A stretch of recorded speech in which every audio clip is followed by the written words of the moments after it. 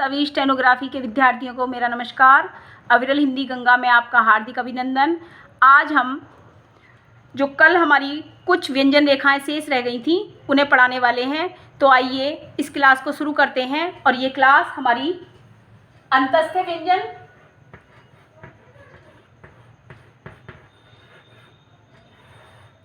ऊष्म व्यंजन तथा नासिक के व्यंजन जो शेष रह गए हैं इसमें पढ़ाए जाएंगे। तो देखिए कि अंतस्थ व्यंजन क्या है। इनको व्याकरण की दृष्टि से पढ़ने के लिए अविरल हिंदी गंगा चैनल पर ही मेरी हिंदी की क्लास है ग्रामर की, उसे देख लीजिएगा। और इसमें मैं आपको आउटलाइन बताऊंगी कि अंतस्थ व्यंजन की आउटलाइन कैसे बनाई जाती हैं और ज्योमेट्री रेखा पर कैसे आधारित हैं। अंतस्थ व्यंजन कौन कौन से हैं पहले जानेंगे हम। ये अंतस्थ व्यंजन होते हैं हमारे य, व, रे और ले। ये हमारे अंतस्थ व्यंजन है, मतलब कि अंत में स्थित जो व्यंजन है उन्हें हम अंतस्थ व्यंजन बोलते हैं। अब य, व, रे, ले जो हमारे व्यंजन है उनकी आउटलाइन कैसे बनाई जाएंगी हम देखते हैं। तो मैंने यहाँ पे 30 डिग्री पर ये जो रेखा है, और रेखा क्या है, नीचे से ऊपर की तरफ।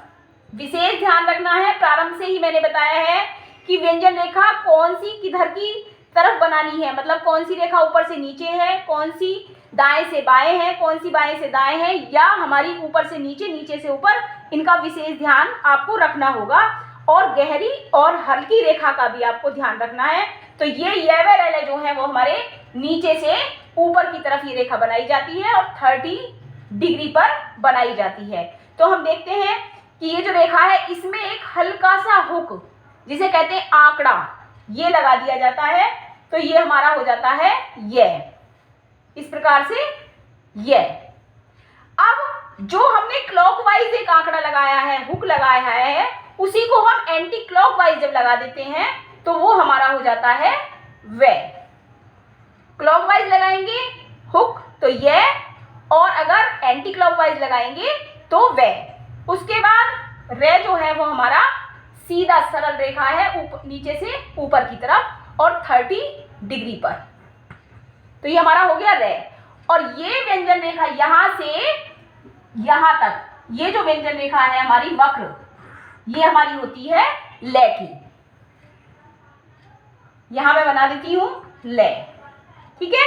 तो ये वे रे और ये ले, ठीक है। क्लियर हो गई है अंतस्थ रेखा कौन कौन सी होती है और उनका जो कितनी डिग्री पे बनाया जाता है, क्लियर हो गया होगा। अब ऊष्म व्यंजन कौन कौन से हैं ये देखते हैं हम। से, शे और है, ये हमारे ऊष्म व्यंजन कहे जाते हैं। और ऊष्म व्यंजन की रेखाएं कैसे कैसे बनानी है ये हमें देखना है। तो ये यहां से और यहां, अभी हमने इससे पहले, कभी आप लोग कंफ्यूज हो तो इससे पहले मैं बता देती हूँ, यहां से यहां तक एक रेखा मैंने बताई थी पवर्ग में फे, लेकिन वो मैंने यहां से काट के बताई थी आप लोगों को। लेकिन ये सरल, ये जो रेखा है हमारी वक्र रेखा, इसको काटना नहीं है बीच से और हमें सा बनाना है।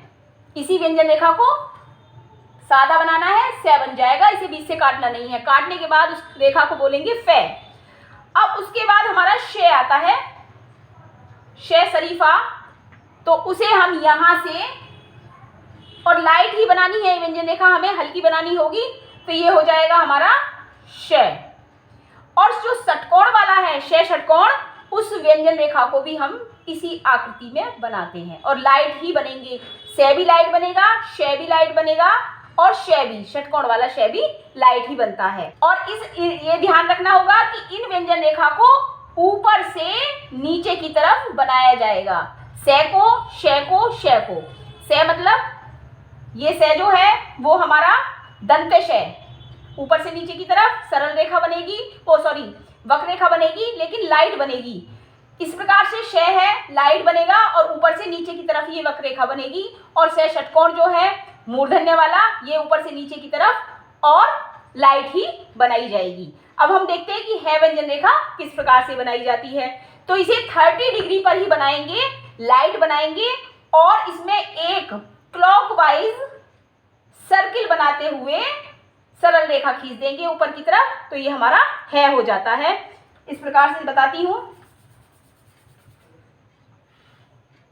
एक सर्किल बनाते हुए ऊपर की तरफ 30 डिग्री पर, तो इसे कह देते हैं हम है। तो ये हमारी ऊष्म व्यंजन कंप्लीट हो गए। अब देखते हैं हम नासिक के व्यंजन में। अब देखते हैं नासिक के व्यंजन। तो इसमें मैं, ने, ज्ञ, णे और इसी के साथ एक हमारे हिंदी ग्रामर में जिन्हें बोलते हैं हम उत्क्षिप्त व्यंजन या बोल देते हैं द्विगुणन, तो उनकी रेखा भी कैसे बनाई जाती है, वो है भी कौन सी ये भी समझ लीजिएगा। ड़े और ढ़, इन्हें द्विगुणन भी बोल देते हैं, सहयोगी भी बोल देते हैं और उत्क्षिप्त भी बोल देते हैं। लेकिन आपको यहाँ केवल व्यंजन रेखा को समझना है। तो जहां हमारी ध्वनि ड़े और ढ की आए वहां पे व्यंजन रेखा कौन सी बनेगी।